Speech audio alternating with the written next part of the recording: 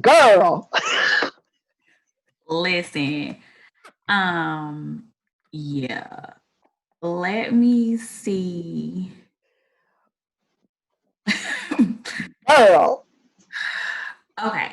So we have a lot to unpack. I am gonna post this video on Got all the YouTube. better shit. I'm all in my pajamas. I got all comfortable. I got my little ice cream snack. My hair looking toe up. That is Lord. okay. That is, I have on my dashiki dress and some Princess Leia puffs. So I'm looking like, ooh. this is good. This is good. So I want to kind of go like we normally do. We're gonna go kind of point by point, and Okay, cool. we are going to be discussing Greenleaf Yes. episode 3. What was the title, Athena? You know, Episode 3 is called The Third Day. but on the third day, Jesus. Okay, so Girl.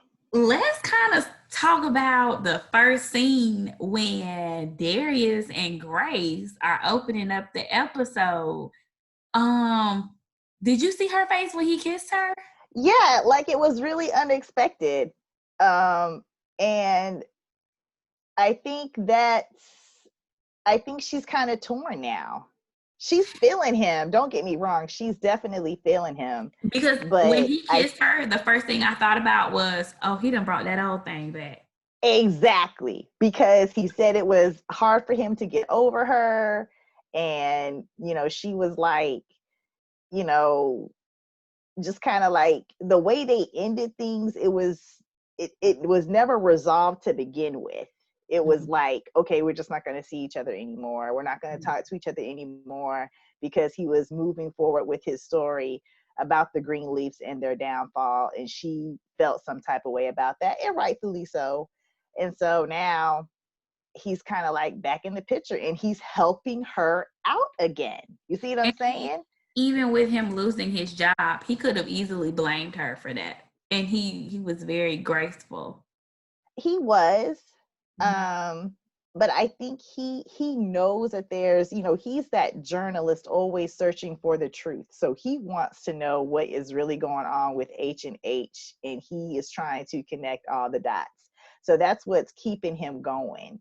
That's Mm. what's keeping Darius going. So it's good to see that he is willing to chase this story down. And I think Grace she's thankful for that. She's really thankful that, hey, Darius he's really here for me. And I think Yeah. I don't know if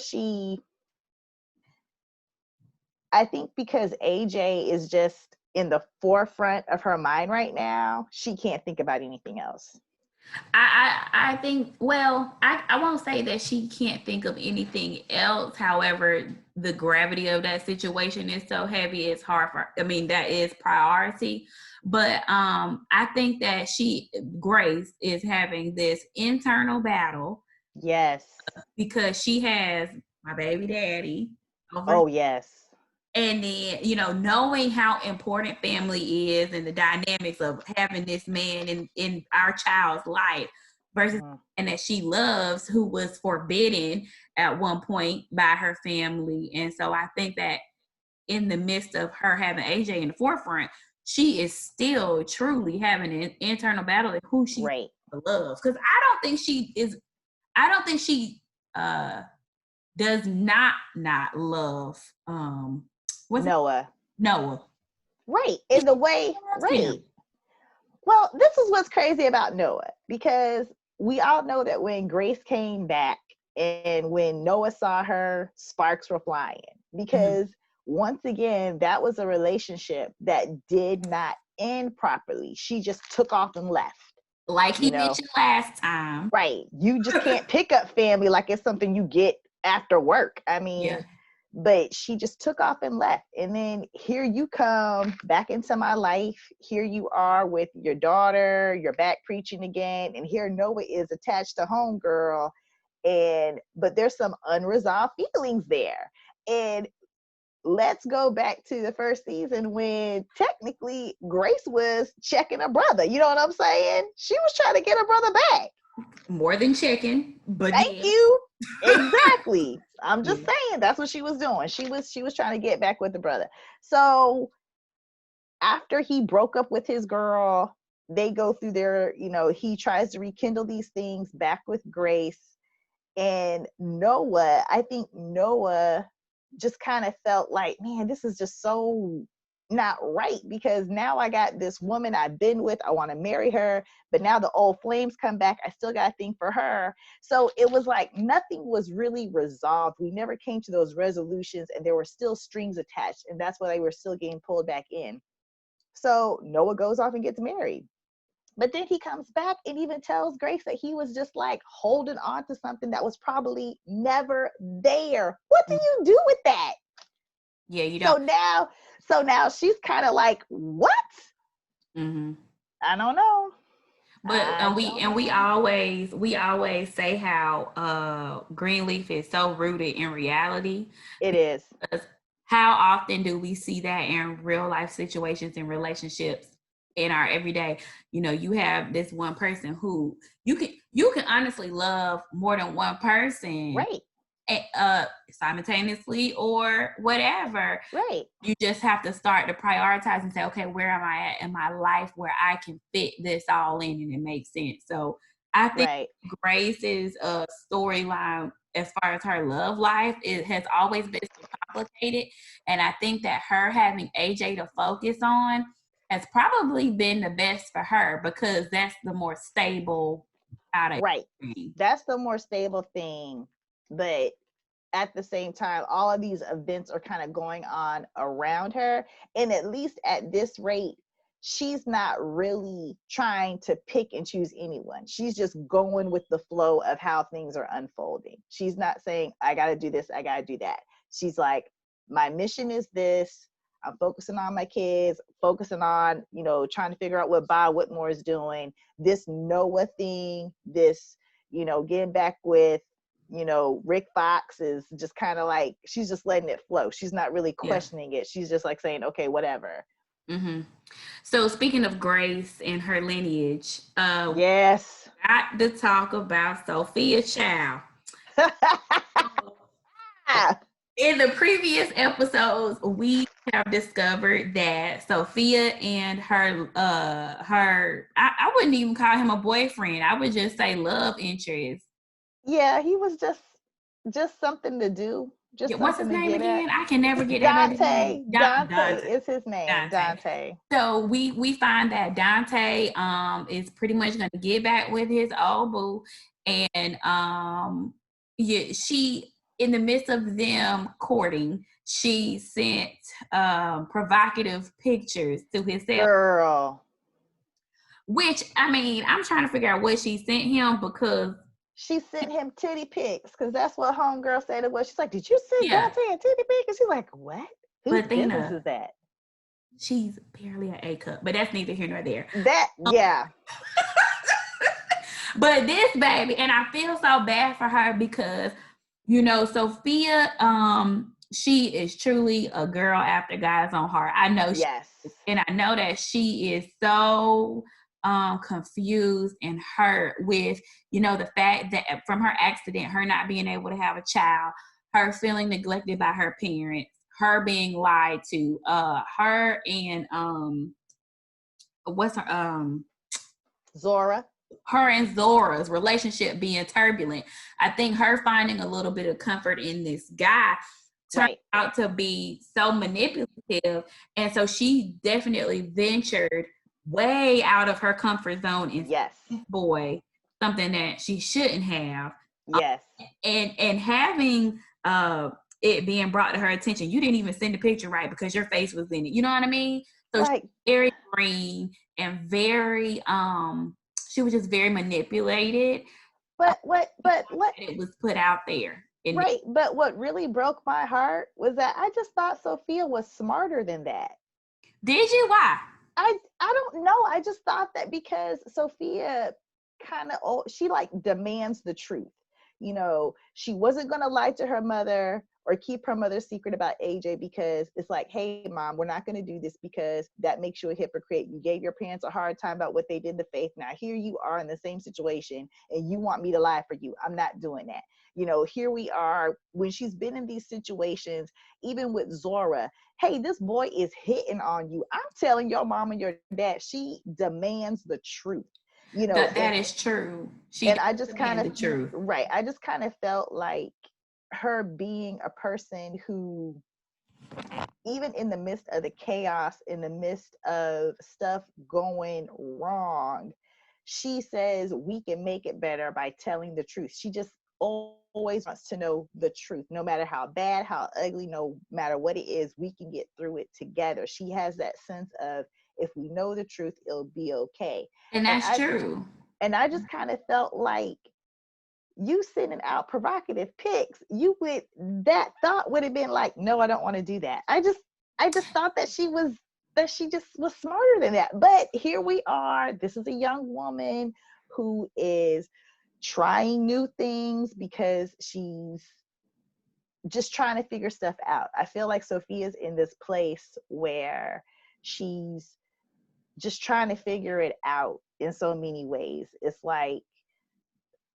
like you said, you know, losing her ovaries, her mom, looking at her mom differently when she figures out that her mom's had this deep, dark secret, just kind of looking at things from this perspective, like, what's really going on here? And just kind of like rebelling a little bit. And I think that was a part of her rebellion. I'm going to do what the heck I want to do and just see how it rolls.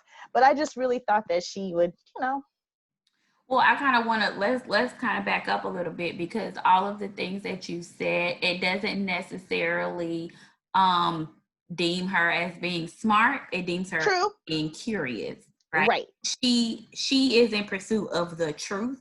And Yes. those truths are more concrete than matters of the heart. I believe Right. that Sophia is so green. She has been so Mm-hmm. sheltered. Mm-hmm. You got to think, when she was with her mother, I mean, she was far away, but then when she came back, she was in the Greenleaf household. They That's right. are not going to, I mean, they're already a family of uh they care a lot about what they look like, and Right. But with a that lot of stuff in that has to mind, be put when out. Lady May is your grandmama and you sending out titty pics, come on now, somebody. Is that something that May is doing? No. Zora was in the same house, and But you're absolutely so correct. But she's getting both of those you're things. absolutely correct. But I just really was hoping that Sophia would not have walked down that road, or at least And that's the hope, but you got, that was my hope. But hey, I get it. You know, you got to go and test the waters, do what you're going to yeah, do. And that's what she did. even if it's not Even if it's beneficial. right, even if it's not beneficial. So she went out and she did what she did. So, And you know what? I'm not necessarily sold that she is mature in the relationship realm, because she's never really no. in a mature relationship. And when she was dealing with guys, she seemed to be very easily manipulated.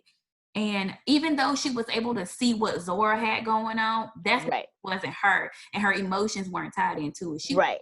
tell her cousin, "Hey, look, that boy's putting his hands on you. This and this and this is protocol," and especially based on she was teaching children's church. And Right. I mean, this girl has been through a lot of fires and a lot of storms, so she's not the same person she was Exactly. prior. She's not. So I think that she was very manipulated and wanted to be loved. Right. I think you're absolutely, because even with Roberto, I mean, she liked him, he liked her, but like you said, she did not have a lot of experience with guys. The guys that she was involved with, uh, there were just a lot of mixed signals there, just because she was just figuring it out. She was just a young girl just trying to figure it out.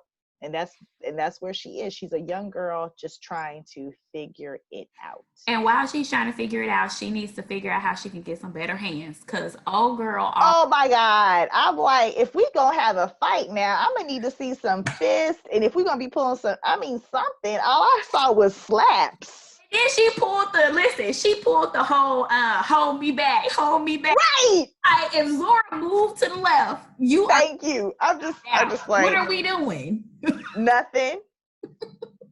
I was so embarrassed. I was like, what is she doing? That's why Zora said, I'm gonna need you to check your rage because Fight Club is not for you. and circling back with Zora, I am so proud of Zora because Zora is so down for Sophia. In her being mad with her and disappointed with her, she told old girl, you need to step.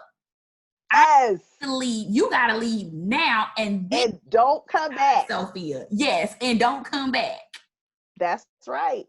So I was so happy about that because Zora has a tendency to come off as not only nonchalant but nasty. And she does. Sophia. She does. But even in Zora's journey, what we've seen her kind of do is kind of find this inner strength. But at the same, and so one thing about Zora that I love, that the bond that she has with Sophia is that they've been ride or die for each other, even with their issues. Because even when Zora was hanging out with old boy and ran off to the aid with him, the first person Zora called when she needed that ride home was, Sophia, can you come get me? And Sophia didn't ask no questions. She just went and got her girl. Yeah, she did. She just went and got her girl, and hey, they smoked weed together, did Ritalin together. They've been down from jump. They've been out here in these streets. They've been out here in these streets. And that's old school, because they always make it back to 9:00 service in the morning. Because grandmama said we better be up in service, and that's where we gonna be on time. On time. I think too that we forget that Zora does have some morals. You know what I'm saying? Like she totally has she is grounded in the church. And I don't even think it's just the church. I think that out of all of the characters on Greenleaf, Zora is more about the relationship with God because she's not about the show. She's like, okay, well, the words say this. How am I going to interpret this for myself? Exactly. She has grown so much that is a thing that concerns her the most. Like, what I kind of look back at is when she had that conversation with Bishop on how can I be friends with someone who might not believe with me, and how Bishop was basically telling her, hey, you don't have to judge her because they don't believe in you, believe the way you believe, but just be there for her. Continue to shine that light, that she's those truths that they've been brought up on, that foundation of the Greenleaf family, the word of God has just stuck with her. It's ingrained in her. As much as she's been out there, it's something that it pulls her back every time. Like, girl, I messed up, I've done this, but Jesus, you pulled me out whenever I needed a way out of something. You made a way. And I think she can see that. She can see that because she's been through some things. She's been in some situations. She realized that she made mistakes, and she was able to say, even though I messed up, I was able to get back up again. And come on, Donnie McKirkland. And that's the truth. She was able to say, okay, we're going to get this right. Eventually, we're going to get this right. Yeah, she has a testimony. Yes. So that's amazing. Yes. Friend. Who? Are we going to talk about Carissa? Girl, yes. And Jacob. And first of all, I'm glad he got that chick all the way together. The look, for recording purposes, we are definitely discussing the fact that Carissa has been holding over Jacob's head. Yes. That, she wants a divorce. She's seeking full custody of Winky. We saw Winky more than one time this girl, I think this is the longest we've ever seen Winky. I said, Winky here. And you know who else we saw? We saw Nathan today too. Yes, we Girl, did. he We grown now. did. He grown. He's a big boy. However, so Carissa is, she is hell bent on holding over Jacob's head this will that she has. She's trying to basically take everything he has, everything his parents have worked for, all for the sake of greed and right, pretty much. So Jacob basically says, you know, all this is gonna be over in just a minute. I'm about to go talk to my daddy. And exactly. I think that when you get fed up with somebody holding something over your head and you let go and you say, you know what, you do what you want to do. She was not prepared. Right. When he walked in on her on the telephone, talking to her lawyer, talking about he hasn't been working and stuff. See, but let's keep in mind, this heifer been doing this since season 1. Okay? It's a heart thing. It's a heart thing. Thank you. She been beating this boy over his head. And, Jacob is probably suffering from emotional abuse from his wife, meaning it's just been her way or the highway. Anything that he's ever wanted, any idea, anything that he's ever wanted to pursue, she's never been down for it. And so Jacob's always kind of given into that to kind of keep her settled down, to everybody, keep the family together. Right. He's just been kind of saying, okay, babe, whatever you want, we'll do whatever you want, just to kind of keep things cool. And let's keep in mind along the way, Jacob's been trying to find himself. He didn't know who he was. He's been growing and trying to figure out who he is as a man. And so here it is, Carissa. And see, this is where Carissa played her cards wrong, because she think that he gonna keep bowing down like he been bowing down. Not today. Mm-mm. And that's where she kind of misjudged herself. And I'm kind of disappointed in Carissa, because she's a smart woman. But for you to be holding a will over Jacob's head, threatening to, hurt, harm, and danger to his daddy, putting him in jail, that you wouldn't have done your homework. Okay. So let me pause there, because I don't know if you've been reading the Greenleaf blogs, and I read a few of them, not all of them, girl. Okay, so I do want to address. Okay, a lot of women in the post are saying, well, you guys forget that Jacob has been cheating the whole time. He has been doing A, B, and C. You're right. Definitely not to take away from his indiscretions. However, when you look at the heart of a person, Jacob's heart has always been the same. He's a broken person, just like Carissa is a broken person. Right. Put that out there. There is no exception to the rule. He's wrong. He should have never, ever, stepped out of his marriage. But you always saw him trying to do better.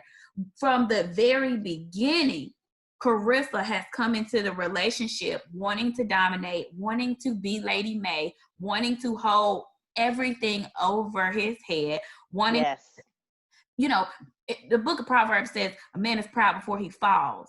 And that's right. I'm looking at Carissa, and she has been so prideful and so, I'm better than everybody. I'm going to take this over. I'm the woman in your life, and I'm going to do this, and this. And now her lip is stuck out.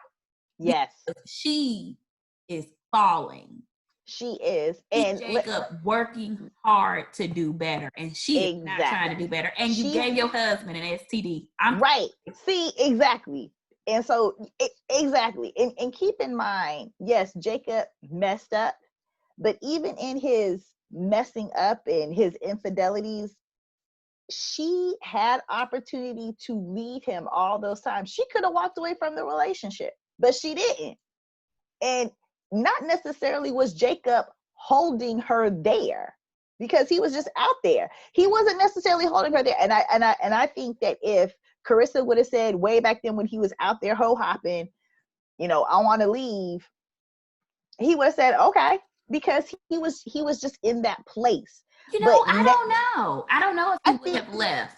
I don't think that he left. I don't think he left this time because she cheated. I think he left because he finally saw that I'm not happy, you're not happy, you have a disdain for me, it's not ever gonna work. Right. He but loved her because she cheated on him. Right. I think Jacob has grown up though. I think if Carissa would have left him earlier, or would have decided that she wanted to leave because of his indiscretions, Jacob wouldn't have had no issue with it, because it'd be like, hey, you know what, girl, I'm out here in these streets, you want to go? Okay. He wouldn't have said nothing, because that's the man that he was. He was just trying to figure it out, being a little boy, doing whatever. But now that Jacob has grown up and has become a man, and let's keep in mind here, when Jacob made this, decided he was going to be committed to his wife, do the right thing. Yeah, he kissed Tasha, but hey, he was just trying to work out, get that whole thing resolved with the church and all that other stuff. But he was trying to be a good man. And even in that sense, Carissa was still not meeting him halfway with anything that he wanted to do. No. I mean, she was just not doing it. And so now here we are. She just feels like, well, yeah, I messed up. Forgive me. And I don't think it's not that Jacob's not forgiving. It's just that I'm looking at Carissa like, well, just because he messed up doesn't mean that you go and mess up, because two wrongs don't make it right. No, it don't make it. You're right. But we have to also remember that she's broken too. So she is very broken. Hurt people, and that's Girl, where we at right. with it. So we find out that Basie Skanks is dead, and basically Jacob's mission is to figure out, did Bishop have anything to do purposely with the death of Basie's father? Daryl James, yes. Is going to go and find the long lost third sibling of, what's his name? What's Basie's dad name again? Daryl James. So she is actually running a Christian mission, which really seems to be very, very noble. Even it's in the very rough part of town, but she's doing the work of the Lord.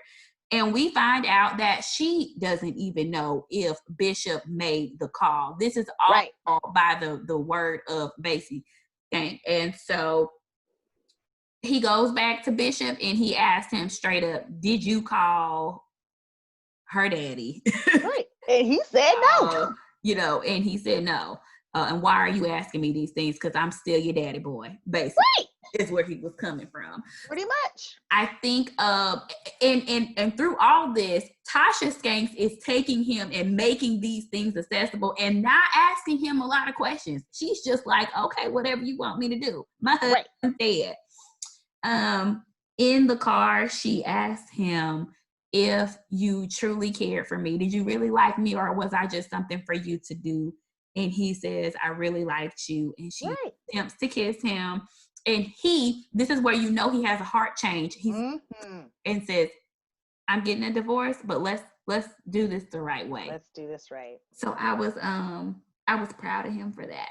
I was too, because he could have just went for it, but this is the thing that I love about Jacob, and that even I love about Bishop, is that even though these guys mess up, they have this integrity that I am not going to cross this line.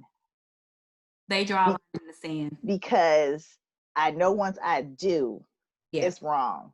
And so he wanted to, take that step and say, hey, if I'm going to do this, I want to do this right. And I was like, yeah, yay! We were proud of him. And we're going to kind of keep pushing, because I think we only have a 40-minute time frame on here. So, Charity. Girl. She's still a hot mess. Charity is pushing her way through Harmony and Hope. She is still heartbroken about Phil being with old girl. Did you see her praying for lunch or whatever meal they was having? Did you see Phil give her side eye like? Girl. And Phil was like, hold on. Lady Mae said, white asparagus face of a woman. Yes.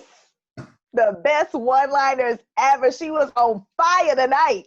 Oh my gosh. I was like, somebody need to give Lady May her Earl Spray. Give her a good cup of tea. Cause she was not playing today. She was so hurt.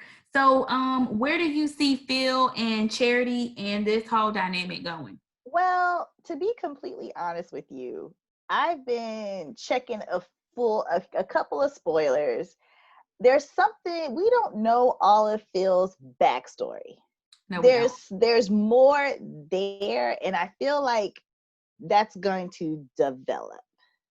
We don't have a lot of time for it to develop, so it needs to come on. Right, and I think, I think they're gonna push the play button on it, and they're gonna give it all to us. Yes, we know that he is the man behind Bob Whitmore, but I think there's something more there, and I'm not quite sure what, because even Judy knows that this dude don't want her. I mean, come on. Oh yeah. I Do you think that Phil is I wouldn't say a mole, but do you think he is trying to get control of Harmony and Hope for a different reason? Other than I don't know. I think he's a type of guy who, I think he's talented. You know, he apparently is a talented writer. He's a good preacher. And I think he just wants to have his chance. If you look at this dynamic, when we look at these people who want to be preachers and want to be in the pulpit, who want to be preaching, you know, it's this fight to be in the forefront. And so it's this, Phil has been wanting his own church for so long, just like Charity's like, I want to preach, I want to do this.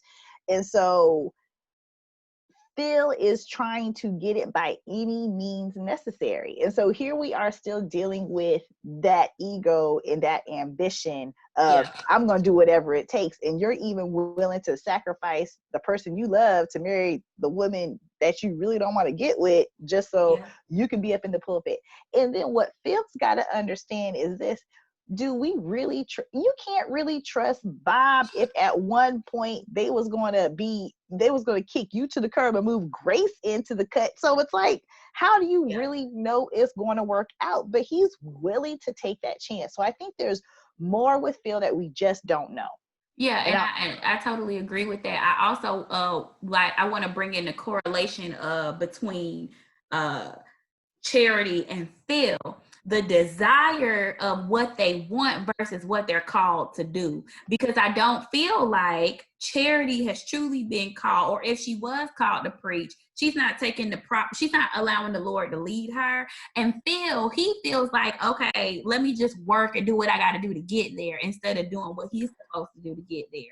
You know? I would agree with you. And I feel like both of them get kind of knocked back down in these positions of where Humbled. This is where you need to be.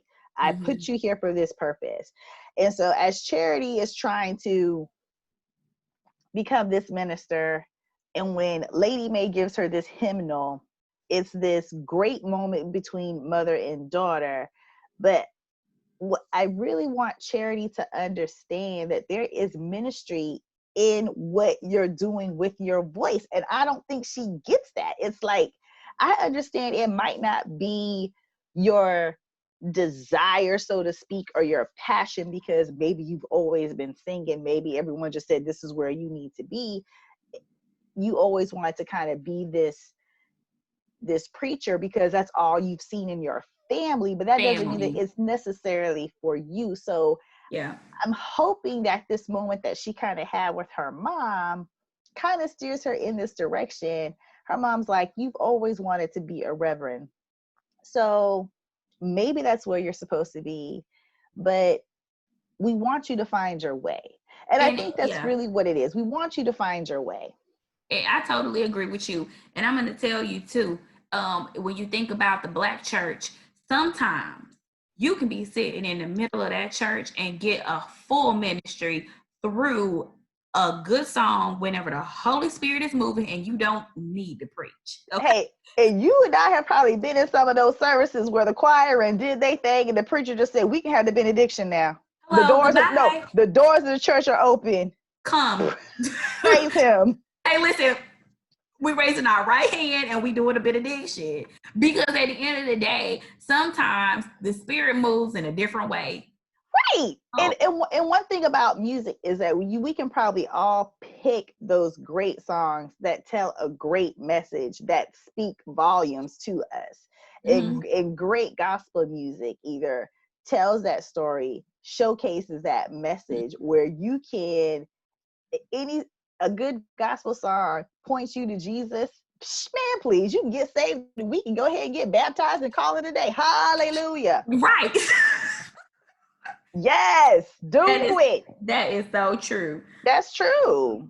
I mean, especially those old hymns, girl. Don't get me started. I'm a fool for a good line hymn. Let's not. Man, let's not do that.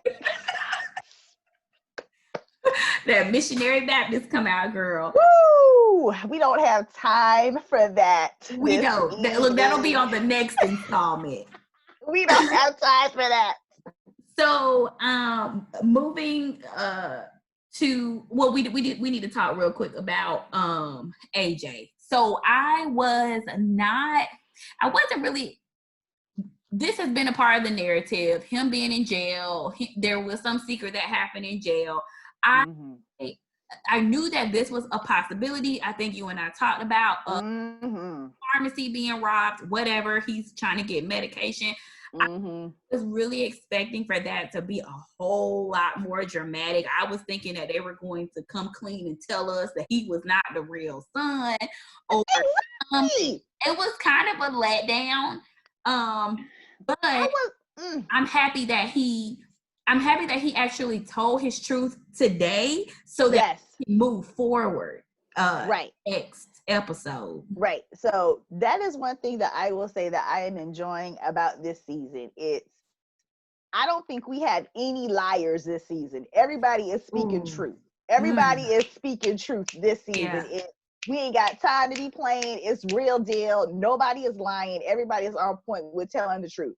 So AJ just comes out and says what happened. And I'm like you. I was waiting for the extra. Like, okay, when you gonna say that Bob Whitmore put you up to this? Yeah. Thank God. Thank God Sophia. Thank God Sophia was there to push him to tell the truth. Because without Sophia, I don't think that truth would have become right. And once again, here is Sophia pushing for the truth. Pushing for the truth. You say you want family, and here we are for you. And why don't you try telling the truth so we can be there for you and make this better? We family. We are family. Right. We are family. And so, I'm gonna tell you, I mean, he won't. I'm up here eating ice cream, and this is so not professional. Oh, girl, we ain't professional. But just being shady, he is not the first or the last Greenleaf with a disease. So girl. So finally, Carissa's still taking her slut meds. Girl. So embarrassing. Bishop and Lady Mae. I am, we were really, really worried about Bishop, him being super forgetful. We do know about the bout with Parkinson's disease. Or what we thought was Parkinson's disease. JL, you in my video. Go, girl. I told you I was having some. Excuse the child. Hey, she says hello. And so him having this memory issue is giving us a lot of a reality check. We believe that Bishop is battling some type of early onset dementia. I'm not claiming it. Nope. The look on, I was not expecting for Lady Mae to come so straightforward with Bishop and say, I got you a doctor's appointment. I thought that she was going to kind of handle him with more of a kid glove because of the hurt that I saw on her face at the end of the last episode. I agree, but Mae is not playing. She's not holding any punches, and he was hot with her. And I think it was more so because he doesn't want that confirmation. Right. I think that he is in denial that there is something going on. I'm not claiming it, Ashley. I'm sorry. I'm not with you on this one. I'm sorry, because I love Bishop and May, and I'm gonna need a wedding, and I'm gonna need There will be a wedding. I'm gonna need all of that. So I'm not claiming dementia. Girl, listen. When old things die away, things become new. So it might be a new union, but it's gonna be a. You know what? Okay, if we wording it like that, come on, old things go away, and we got some refreshment. Okay, I'll bless that. Hallelujah. Okay. Yeah. Okay. What else we doing? You know what I mean? And I think that it's going to be so important, not only for Bishop, for them to be reunited in wedded bliss, but yes, he is going to need May to be able to sign off on this paperwork. If something was to happen to Bishop, you know how it goes. She needs to be able to inherit this stuff and keep it going. So, those things are so important for them to have this together. Something, if again, I feel is going to happen before Flag Day, before the wedding. But, Ashley, I'm gonna need nothing to happen before. I said significant. I didn't say bad. I just said significant because think about in real life, the reality of things. We had all of these plans before the pandemic. And all of those things have, you know what I mean? Like, you're right. This thing called life, it happens. Everything happens, and those things that we are not prepared for. And yes, poor Bishop, he could have dementia. I'm not claiming it. We don't have to claim it, but we do know that Greenleaf has a lot of reality-based stuff going on, and we know I need Bishop not to have dementia. I had to go through Parkinson's, the heart attack in the pulpit. I don't need nothing else. I had to go through that whole Rochelle Cross thing. Now that he's gonna pop up. I need to know who was the sister. I wrote this down. Who was the sister Skanks talking to? Well, see, that's just it because because Tasha said the cops called her and told her that Basie's was dead. Okay, all right, okay. Let's rewind. What did we talk about last week? And you were like, no. But see, I'm still riding with Tasha. But when I saw that phone call, I was like, oh, is that Basie? But I'm thinking it's Rochelle.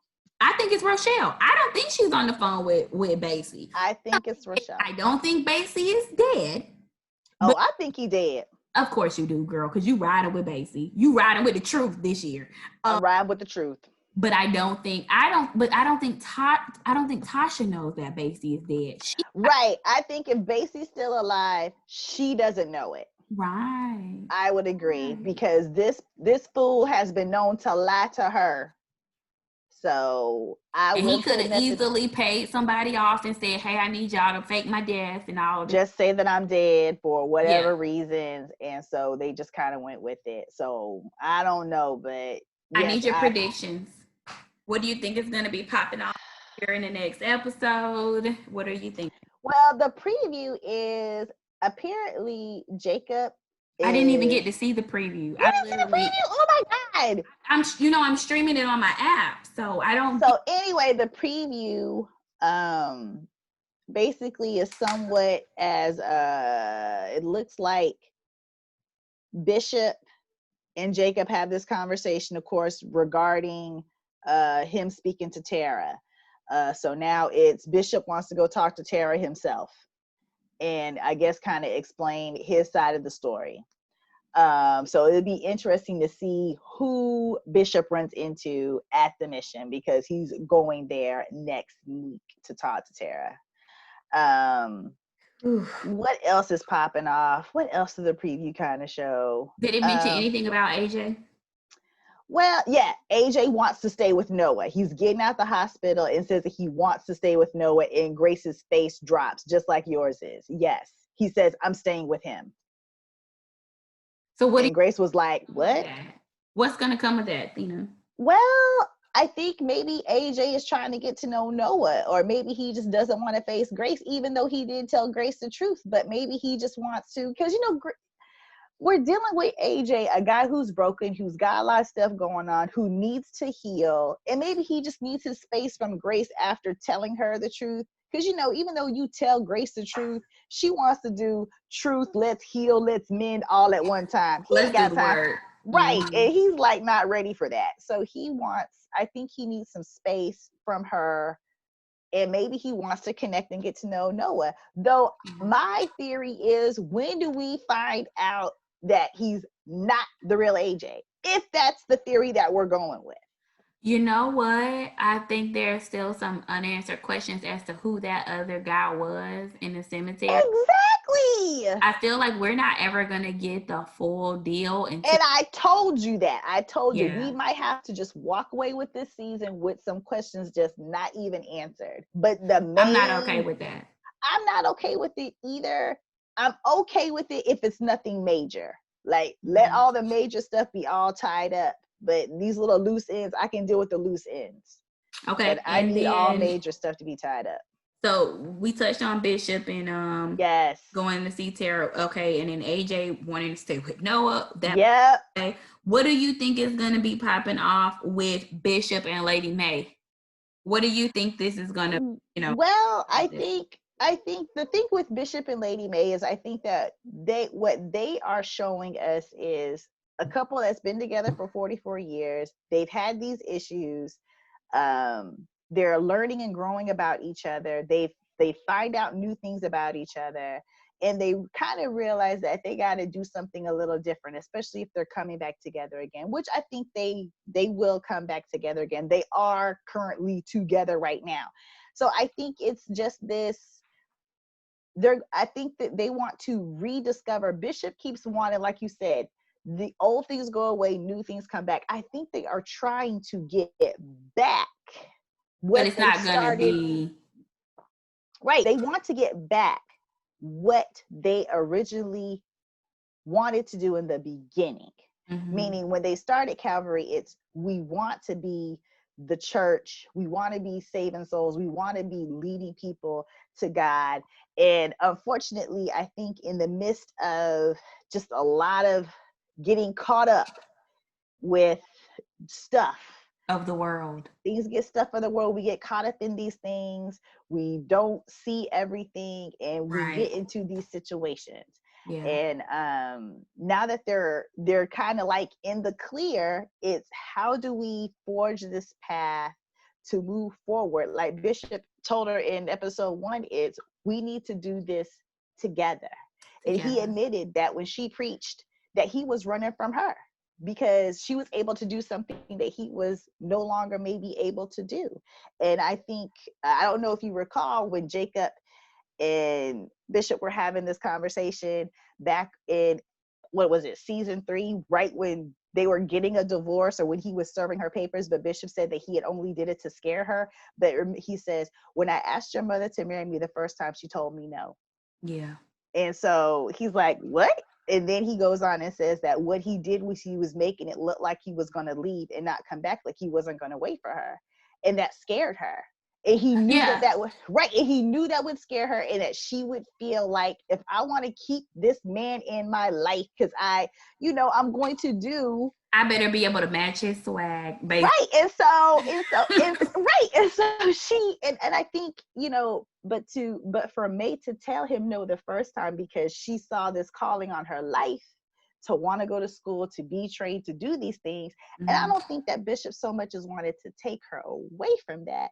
I think that he was in love with her. He wanted her, and I think that they kind of made this deal, like, honey, marry me, and I promise you, I'll give you everything that you want. I'm going to take care of you. You got to let me lead. If you take this journey with me. Yeah. And she bought into that. And hey, the brother provided. So just saying. So the brother provided. So she had everything, but she was still not fulfilled.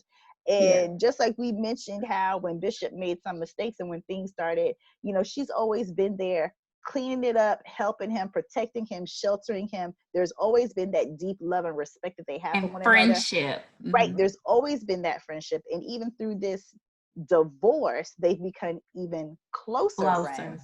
So they really want to take this journey of getting back to what they originally started and moving forward with that. So I think that's what they're trying to show us, is that at the end of the day, as man, we are flawed individuals. We lose sight of God. We mess up, but we can always get back up again and start fresh and anew and follow God again. That there is always an opportunity. And that's what these people keep doing. We fall, but they keep getting back up to just kind of go on this journey. So I'm interested to see what's going to happen there, but I don't know what's going to happen to Grace and I don't know. girl. I do think that we're seeing in all of the characters, and we'll wrap it up here. I think that what we're seeing in all the characters is the heart of them all, their true heart and their love for their family and the love for God that they have. We're going to start seeing them evolve. I do see Charity. I'm hoping and I'm praying that I see Charity come out of herself and become a heart for people and not just herself. And she has that. She has a heart for people. She does, but she just doesn't know how to navigate. She doesn't know how to navigate it, and she's so set on doing the very thing that she wants to do that she fails to see the effect that she has on people. Like that whole entire time she was working at the funeral home, and Percy tried to give her that job and say, "Girl, you got this down pat, man." I mean, and she didn't want to hear that. And she's not confident in herself yet. Right. She's not there yet. So she's still trying to find confidence in her inner strength to be able to kind of stand on her own in a sense of, okay, I can do it. Because I think that's what God's been calling her to do, he's been giving her moments to see what she can do, these moments where she has shined brightly, but she fails to just keep going. When the failure comes, she fails to keep going. Like even when things have gone wrong with these relationships, she fails to kind of say, okay, I got to pick up the pieces again and put it back together. So we're needing her to be steadfast. And girl, yes, that's where she's struggling. So ooh, girl, our prayer for Charity is to get her life together. Ooh. So I think that we'll see some interesting pieces, and I'm very glad that this season the episodes are moving along and we are getting to some of our questions. I am excited to see if Mavis makes her appearance next week. I don't think it's happening next week. It's going to happen, but not next week. I'm gonna say quickly.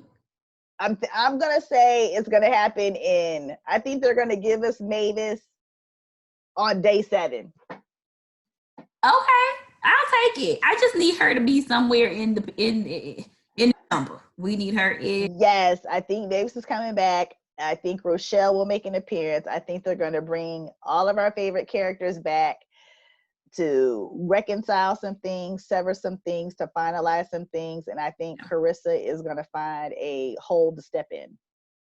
Well, we will see. So I'm excited. I can't wait to see if we get some good feedback on our thoughts and views. If you have anything to contribute to the conversation, we ask that you leave a comment below, and we will be sharing this video. So I'm Ashley. And I'm Athena. And next week I'll be better dressed. Good night. Good night.